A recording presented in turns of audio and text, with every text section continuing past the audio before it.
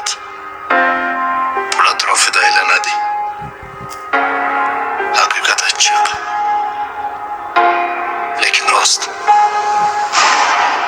Pul bo'lsa changalda sho'rva ichasan, pul bo'lmasa o'zingni yo'qotib qo'yasan. To'da ichida ham ko'chada ham xo'p, qadring pul bilan shunaqa bu zo'r.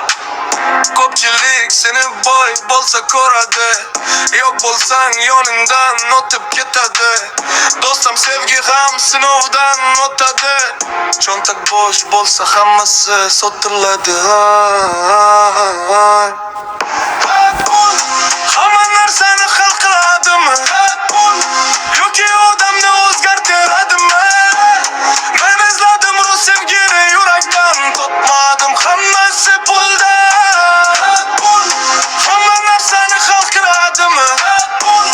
Yoki odamni o'zgartiradimi? Men izladim bu sevgini yurakdan, topmadim, hammasi pulda. Orzularim bor edi, toza edi dil. Endi esa ichimda faqat sovuq yil. Ishondim ko'p bor, aldandim yana. Kulib turganlarim murdor gamdan. Ko'chalar guvoh, yuraklar sinib. Do'st deganlarim hammasi yo'q chiqdi. Bugun yonimda hech kim yo'q, yolg'iz. Pul bo'lmasa inson ham arzimas. Bir paytlar orzularim tirik edi, endi esa faqat pul. Hamma narsani hal qiladimi?